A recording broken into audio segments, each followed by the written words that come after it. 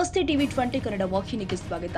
2026-27ನೇ ಸಾಲಿನ ಮುಂಗಾರು ಹಂಗಾಮಿನ ಪ್ರಧಾನಮಂತ್ರಿ ಫಸಲ್ ಬಿಮಾ ಯೋಜನೆ ಅಡಿಯಲ್ಲಿ ರೈತರ ಬೆಳೆ ವಿಮೆ ನೋಂದಣಿ ಪ್ರಕ್ರಿಯೆಯಲ್ಲಿ ತಾಂತ್ರಿಕ ಸಮಸ್ಯೆಗಳು ಎದುರಾಗ್ತಾ ಇದ್ದು ರೈತರು ಸಂಕಷ್ಟ ಅನುಭವಿಸುತ್ತಿದ್ದಾರೆ ಎಂದು ನವಲಗುಂದ ಶಾಸಕ ಎನ್.ಎಚ್. ಕೋನರೆಡ್ಡಿ ಹೇಳಿದ್ದಾರೆ.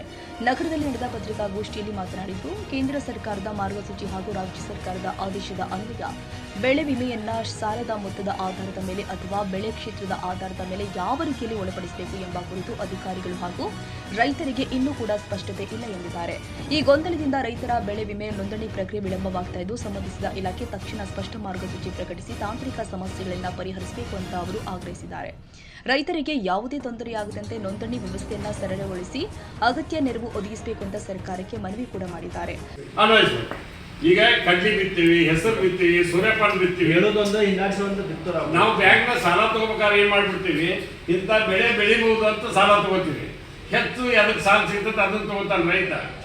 ರಿಯಲ್ ಆಗಿ ಏನ್ ಬೆಳೆ ಬಂದಿರ್ತೇವೆ ಅದಕ್ಕೆ ಬೆಳೆ ಬಂದ್ರೆ ಸಾಕು ನಮಗೆ. ಅದಕ್ಕೆ ತುಂಬಿಸ್ಕೊಳ್ಳಿ. ಅದು ಪ್ರೀಮಿಯಂ ಏನೈತಿ ಅದಕ್ಕೆ ನಾವು ದುಡ್ಡು ಕಟ್ಟಕ್ಕೆ ಏನು ಮುಂದಿಲ್ಲ. ಎಲ್ಲ ರೈತರು ಅದಾರ, ಪ್ರತಿ ವರ್ಷ ರೈತರು ತುಂಬ್ಕೋತ ಬಂದಾರ. ಮತ್ತು ಬೆಳೆ ಏನು ಪರಿಹಾರ ಕೊಡ್ಬೇಕಲ್ಲ ಆ ಟೈಮ್ದಾಗ ಅವ್ರು ರೆಡಿ ಆಗೋದಲ್ಲ ಕಂಪ್ನಿಯವರು. ಇಂಥ ಒಂದು ಟೆಕ್ನಿಕಲ್ ಇದು ಸಿಕ್ತಂದ್ರೆ ಇದ್ರ ಮೇಲೆ ನಮಗೆ ಮುಗಿಸ್ಬಿಡ್ತಾರೆ. ಇಲ್ಲ ಮತ್ತು ನೀವೇ ಕೊಟ್ಬಿಟ್ಟಿಲ್ಲ ನಾವೇ ಮಾಡ್ಬೇಕು ಅಂತಾರೆ. ಅವಾಗ ಏನು ಮಾಡೋದು? ಅವ್ರು ಹಿಡಿದು ಅಂಥ ಕ್ಲಾಸ್ ಇರ್ತಾರೆ, ಮತ್ತು ಅವ್ರು ಒತ್ತಾಯ ಮೇಲೆ ಇವೆಲ್ಲ ಕೆಲಸ ಮಾಡೋಸಾಗ್ಯಾವ. ಈಗ ಇಲ್ಲಿಗೆ ಇಲ್ಲ 2025 ಯಾಕೆ ಸ್ಟಾರ್ಟ್ ಆಗಿದೆ ಇದು? ಅದಕ್ಕೆ ಆ ರೀತಿ ಆಗಬಾರ್ದು ಅಂತ ನಮ್ಗೆ. ಸರ್, ಇಲ್ಲಿವರೆಗೆ ಎಷ್ಟು ಬೆಳೆಯ ಪರಿಹಾರ ಬಾಕಿ ಏನು ಬರಬೇಕಾಗಿದೆ? ಏನು ಇಲ್ಲ, ಈಗ ಅಂಕಿಅಂಶ ಗೊತ್ತಾಗಲ್ಲ. ಈಗ ಸರ್ವೆ ಸ್ಟಾರ್ಟ್ ಮಾಡಿದ್ದಾರೆ. ಈಗ ನಾವು ಬರ ಅಂತ ಡಿಕ್ಲೇರ್ ಮಾಡ್ಬೇಕು ಅನ್ನೋದ್ರ ಬಗ್ಗೆ ಒಂದು 2 ದಿವಸ ತೀರ್ಮಾನ ಮಾಡ್ತಂತ ಮಾನ್ಯ ಮುಖ್ಯಮಂತ್ರಿಗಳು ಮಾಡಿದ್ದಾರೆ. ಮಳೆ ನಿರೀಕ್ಷೆ ಸ್ಟಾರ್ಟ್ ಆಗಿತ್ತು ಲಾಸ್ಟ್ ವೀಕ್. ಮಳೆ ನಿರೀಕ್ಷೆ ಬಂದ್ರೆ ಅದು ಮತ್ತೆ ಪೆಂಡಿಂಗ್ ಇಟ್ಟರು. ಅದಕ್ಕೆ ಮಳೆ ಬರ್ತಾ ಇದ್ರೆ ಅನಿವಾರ್ಯ ಬರ ಅಂತ ಡಿಕ್ಲೇರ್ ಮಾಡಲೇಬೇಕಾಗತ್ತೆ. ಮಳೆ ಬೆಳೆ ಆಗಿ ಎಲ್ಲ ಉದ್ದಾದ್ಮೇಲೆ ಮಳೆ ಆಗಿದೆ ಸರ್, ಬರ ಅಂತ ಇದು ಮಾಡಬೇಕು. ಅದಕ್ಕೆ ಸರ್ವೆ ಆಗಬೇಕು. ಮುಂಗಾರು ಬೆಳೆ ಈ ವರ್ಷದ ಪ್ರಶ್ನೆ ಬರ್ತಲ್ಲ, ಲಾಸ್ಟ್ ಇಯರ್ ಪ್ರಶ್ನೆ ಬರೋದಿಲ್ಲ. ಇಲ್ಲಿ ಲಾಸ್ಟ್ ಇಯರ್ದು ಪರಿಹಾರ ಬಂದಿದೆ, ಬೆಳೆ ವಿಮೆ ಬರಲಿಲ್ಲ. ಬೆಳೆ ವಿಮೆದು ಏನು ದೊಡ್ಡ ಸಮಸ್ಯೆ. ಇವಾಗ ಇಂಥವು ಟೆಕ್ನಿಕಲ್ ಪಾಯಿಂಟ್ ಮಾಡಿ ಇಂಥವು ಮಾಡ್ತಾರಂತ ನಾವು ಬಿಫೋರ್ ಆಗಿದ್ರೆ ಮಹತ್ವ ಇದು ಹೇಳ್ಬೇಕಂತ ಹೋದಿಲ್ಲ. ಎಲ್ಲಿ ಏನು ಸುಧಾರಣೆ ಮಾಡ್ತಂತ ಅಫಿಷಿಯಲಿ ಗುದ್ದಾಡಿದ್ವಿ. ಆಗದೇ ಇದ್ದಾಗ ರೈತರಿಗೆ ಗೊತ್ತಾಗಬೇಕಲ್ಲ, ನಾವು ತುಂಬಿದ್ವಿ, ನಾವು ಬೆಳೆ ಮೇಲೆ ಬರಲಿಲ್ಲ ಅಂತ ನಾಳೆ 80% ಆ ಪರಿಸ್ಥಿತಿ ಬರುತ್ತೆ. ಎಲ್ಲರೂ ರೈತರು ತುಂಬಿರ್ತಾರೆ ಸರ್. ಟೆಕ್ನಿಕಲ್ ಪಾಯಿಂಟ್ ಹೇಳಿ ಎಲ್ಲ ಇದುವರೆಗೂ ಬಂದಿಲ್ಲ. ನೀವು ಅದ್ರ ಬಗ್ಗೆ ಏನು ಮಾಡ್ತಿರ್ತೀರಿ? ಈಗ ಅದಕ್ಕೆ ನಾನು ವಿಧಾನಸಭೆಯಲ್ಲಿ ಮಾತಾಡಿದ್ದೆ ಲಾಸ್ಟ್ ಟೈಮ್, ನೀವು ನೋಡಿರ್ಬೋದು. ಈ ಕರ್ನಾಟಕ ರೈತ ಪ್ರಧಾನಮಂತ್ರಿ ಫಸಲ್ ವಿಮಾ ಯೋಜನೆ ಏನೈತಿ, ಇದು ಒಂಥರ ಒಂದು ಕಂಪ್ನಿಗಳಿಗೆ ಲಾಭ ಆಗತ್ತೈತಿ. ಟೋಟಲ್ ಇರ್ತಕ್ಕಂಥವ್ರು 6 ಕಂಪ್ನಿ ಅದಾವ. ಅವರು ಒಂದು ಬಾರಿ ಬೆಳಗಾವಿ ವಿಭಾಗಕ್ಕೆ ಟೆಂಡರ್ ತಗೋತಾರೆ, ಒಂದು ಬಾರಿ ಗುಲ್ಬರ್ಗಾಗೆ ತಗೋತಾರೆ, ಒಂದು ಬಾರಿ ಬೆಂಗಳೂರು ಕಡೆ ತಗೋತಾರೆ. ಅಲ್ಟಿಮೇಟ್ಲಿ ನಮ್ಗೆ ಉತ್ತರ ಏನು ಮಾಡೋದು ಗೊತ್ತಾ, ಅವ್ರು ಇಷ್ಟು 6 ಕಂಪ್ನಿ ಒಂದೇ ಅವರು. ಅವ್ರು ಯಾರು ಫರ್ಕ್ ಇಲ್ಲ, ಅವ್ರು ಒಬ್ರಿಗೊಬ್ರು ಅಂತಾನಿದ್ದಾಗ ಅವ್ರಿಗೆ ಲಾಭ ಆಗುತ್ತೆ, ಬಟ್ ರೈತರಿಗೆ ಆಗಲ್ಲ. ಅದೇ ವಿಷಯವಾಗಿ ಒಂದ್ಸಲ ಮೊನ್ನೆ ಸಿರುಗುಪ್ಪಿ ಹೋಬಳಿಗೆ ಒಂದು ಬೆಳೆ ವಿಮೆ ಬಂತು. ಅದೇ ದೊಡ್ಡ ಸುದ್ದಿ, ಸಿರುಗುಪ್ಪಿ ಹೋಬಳಿ ಬಂದ್ಬಿಡ್ತು ಅಂತ.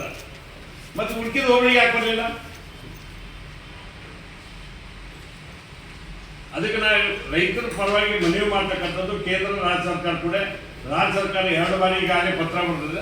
ಕೇಂದ್ರ ಸರ್ಕಾರ ಒಂದು ಕ್ಲಾರಿಫಿಕೇಶನ್ ಕೊಡಬೇಕು, ಆರ್ ಇದಕ್ಕೆ ಹಳೆ ಪದ್ಧತಿ ಹೇಗೈತೆ ಹಂಗೆ ಮುಂದುವರಿಸ್ಬೇಕು.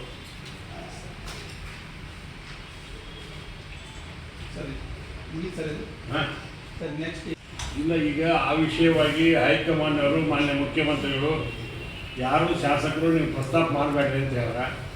ಈಗ ಮಂತ್ರಿಮಂಡಲ ಮಾಡ್ತಕ್ಕಂಥದ್ದು ಈಗಾಗಲೇ ಪ್ರಾರಂಭ ಆಗಿದೆ. ಅದಕ್ಕೆ ಮುಖ್ಯಮಂತ್ರಿ ಸನ್ಮಾನ್ಯ ಡಿ.ಕೆ. ಶಿವಕುಮಾರ್ ಸಾಹೇಬರು, ಸಿದ್ದರಾಮಯ್ಯ ಸಾಹೇಬರು ಬೆಂಗಳೂರಿಗೆ ಹೋಗಿ ರಾಹುಲ್ ಗಾಂಧಿ ಸಾಹೇಬ್ ಭೇಟಿ ಬಂದ ನಂತರ ಮಲ್ಲಿಕಾರ್ಜುನ ಖರ್ಗೆ ಸಾಹೇಬರು, ಸುರ್ಜೇವಾಲ ಸಾಹೇಬರು ಮತ್ತು ನಮ್ಮ ವೇಣುಗೋಪಾಲ್ ಕೂತ್ಕೊಂಡು ಚರ್ಚೆ ಮಾಡ್ತಾರೆ. ಚರ್ಚೆ ಮಾಡಿ ನಮ್ಮ ಡಿ.ಕೆ. ಹರಿಪ್ರಸಾದ್ ಅವರು ಅಧ್ಯಕ್ಷರಾದ ಎಲ್ಲರೂ ಕೂತ್ಕೊಂಡು ತೀರ್ಮಾನ ಮಾಡಿ ಒಳ್ಳೆ ರಿಸಲ್ಟ್ ಕೊಡ್ತಕ್ಕಂಥದ್ದು. ಆಮೇಲೆ ನಮ್ಮ ಜಿಲ್ಲೆಯಲ್ಲಿ ನಾನಂತೂ ಭಾಳ ಸ್ಪಷ್ಟವಾಗಿ ಹೇಳಿದ್ದೆ, ನಮ್ಮ ಜಿಲ್ಲೆಯಲ್ಲಿ ಸಂತೋಷ್ ಲಾಡ್ ಆಗಲಿ, ಪ್ರಸಾದ್ ಹಬ್ಬರಾಗಲಿ, ನಾನಾಗಲಿ, ನಾವು 3 ಮಂದಿ ಒಕ್ಕಟ್ಟಿದ್ವಿ. ನಮ್ಮಲ್ಲಿ ಯಾವುದೇ ಡಿಫ್ರೆನ್ಸ್ ಇಲ್ಲ. ಸಮಯ ಸಂದರ್ಭ ಬಂದರೆ ಒಂದು ರೈತ ಕೊಟ್ಟದಾಗ ನನಗೆ ಬಂದು ಮಾಡ್ರಂತ ನಾನು ಕೂಡ ಮನವಿ ಮಾಡಿ ಬಂದೀನಿ. ಅವ್ರು ಕೊಟ್ಟರೆ ಒಳ್ಳೆ ರೀತಿಯಿಂದಾಗಿ ಒಬ್ಬ ಸಚಿವರಾಗಿ ಕೆಲಸ ಮಾಡ್ತಕ್ಕಂಥ ವ್ಯವಸ್ಥೆಯನ್ನು ನಾನು ಕೆಲಸವನ್ನು ಮಾಡ್ತೇನೆ. ಸರ್ ಯಾಕೆ ಡಿಲೇ ಆಗ್ತಾ ಇದೆ ಇಷ್ಟೇ ಲೇಟ್ ಆಗ್ತದೆ? ಜಿಲ್ಲೆ ಇಲ್ಲ, ಈಗ ಮಂತ್ರಿಮಂಡಲ ಆಯಿತು, ಅಷ್ಟೊತ್ತಿಗೆ ಮಳೆ ಸ್ಟಾರ್ಟ್ ಆಯಿತು, ಕೆಲವು ಕಡೆ ಮುಖ್ಯಮಂತ್ರಿಗಳು ವಿಸಿಟ್ ಹೊಂಟರು, ಹಿಂಗಾಗಿ ಕೆಲವು ಕಡೆ ಲೇಟ್ ಆಗೋದು ಸಹಜಿಕ. ಯಾಕೆ ಸರ್ಕಾರ ಐತಿಲ್ಲ ನಂಗೆ ರಾಜ್ಯದಲ್ಲಿ ಸರ್ಕಾರ ಸಮರ್ಥವಾಗಿ ಕೆಲಸ ಮಾಡೋದು. ಇಷ್ಟು ಫಾಸ್ಟ್ ಯಾರು ಮುಖ್ಯಮಂತ್ರಿಗಳಾಗಿ ಕೆಲಸ ಮಾಡಿದ್ರು? ಕ್ಷೇತ್ರದಂತ ಪ್ರಮುಖ ಖಾತೆಗಳಿಗೆ ಸಚಿವರಿಲ್ಲದ ಶಿಕ್ಷಣ ಕ್ಷೇತ್ರ ಇವತ್ತಿನ ತನಕ ಒಂದು ಟಿ ಸಿ ಇಶ್ಯೂ ಮಾಡಕ್ಕಾಗೋದು ಒಂದು ಪ್ರೈಮರಿ ಹೈಸ್ಕೂಲ್ ಅಲ್ಲಿ. ಟಿ ಸಿ ಇಶ್ಯೂ ಮಾಡೋಕೆ ಮಂತ್ರಿಗಳು ಇರ್ಬೇಕು ಅಂತಲ್ಲ, ಮಧು ಬಂಗಾರಪ್ಪನವರು ಕೆಲಸ ಮಾಡಿದ್ರು. ಶುರುವಾಗಿ ಕೃಷಿ ಕ್ಷೇತ್ರಕ್ಕೂ ಸಚಿವರಿಗೆ ಇನ್ನೊಂದು ವಾರ ಸರಿ ಆಗತ್ತೆ, ಅದಕ್ಕೆ ಯಾಕೆ ಚರ್ಚೆ ಮಾಡೋದು ಸರ್? ಅದನ್ನ ಕೇಳ್ತಾರೆ ಸರ್. ಈಗ ಇದು ಭಾಳ ಡಿಲೇ ಆಗ್ತದೆ. ಉನ್ನತ ಎಜುಕೇಶನ್ ಟೈಮಿಗೆ ಅದೂ ಇಲ್ಲ. ಅಲ್ಲ, ಎಲ್ಲ ಖಾತೆಗೂ ಎಲ್ಲ ಸಚಿವರು ಬೇಕಾ? ಪೂರ್ಣ ಪ್ರಮಾಣದಲ್ಲಿ ಸಚಿವ ಸಂಪುಟ ಮಾಡೋಕೆ ಒಂದೇ ಮಾರಿ ಯಾವುದೇ ಪಾರ್ಟಿ ಒಳಗೆ ಆಗಲ್ಲ. ಸ್ವಲ್ಪ ಟೈಮ್ ತಗೋತೈತೆ, ಒಂದು ಅಥವಾ ಎರಡೇ ಅಂತ ಮುಗಿಸ್ತಾರೆ ಎಲ್ಲ. ಆ ಕಡೆ ಗವರ್ನರ್ ಮುಗೀತು ಅಂತ ಹೇಳಿ ಎಲ್ಲ ಯೂನಿವರ್ಸಿಟಿಗಳು ಇದ್ದು ಬಂದ ಯೂನಿವರ್ಸಿಟಿಗೆಲ್ಲ ಉಪಕುಲಪತಿಗಳು ನೇಮಕ ಆಗಲ್ಲ. ಆಮೇಲೆ ಶಾಸಕರು ಒತ್ತಡ ಜಾಸ್ತಿ ಇರ್ಬೇಕು ಸರ್ ನಿಮ್ಮ CM ಅವ್ರಿಗೆ, ಅದಕ್ಕೆ ಅವ್ರು ಮುಂದೆ ಆಗ್ತಾರೆ ಅನ್ಸುತ್ತೆ.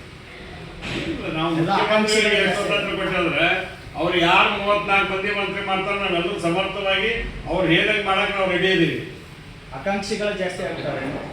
ನ್ಯಾಚುರಲ್ ಯಾರು MLA ಆಗ್ತಾರೆ, ಸ್ವಲ್ಪ ಸೀನಿಯರ್ ಇರ್ತಾರೆ, ಅವ್ರು ಕೇಳ್ತಕ್ಕಂಥದ್ದು. ಆಮೇಲೆ ಇವತ್ತು ವಿಶೇಷವಾಗಿ ಯುವಕರಿಗೆ ಅವಕಾಶ ಕೊಡ್ಬೇಕಂತ ನಡೆದಿದೆ.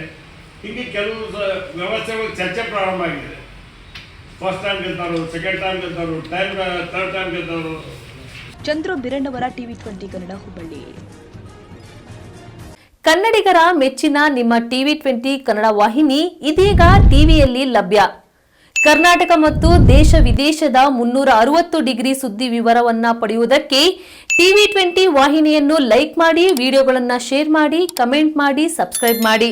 HCN ಕೇಬಲ್ 842 ನಂಬರ್ನಲ್ಲಿ ಹುಕ್ಕೇರಿ ತಾಲೂಕು ಹಾಗೂ ಸಂಕೇಶ್ವರದ ಸುತ್ತಮುತ್ತಲಿನ ಹಳ್ಳಿಗಳಲ್ಲಿ ಲಭ್ಯ.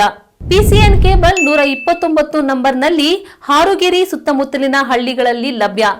ರಾಯಬಾಗ್ ಡಿಜಿಟಲ್ ಚಾನೆಲ್ ಕೇಬಲ್ 80ನೇ ನಂಬರ್ನಲ್ಲಿ ರಾಯಬಾಗ ತಾಲೂಕಿನ ಸುತ್ತಮುತ್ತಲಿನ ಹಳ್ಳಿಗಳಲ್ಲಿ ಲಭ್ಯ. UDCN ಕೇಬಲ್ ನೆಟ್ವರ್ಕ್ ಉಗಾರ ಸುತ್ತಮುತ್ತಲಿನ ಹಳ್ಳಿಗಳಲ್ಲಿ ನಿಮ್ಮ TV20 ಕನ್ನಡ ವಾಹಿನಿಯೂ ಲಭ್ಯ.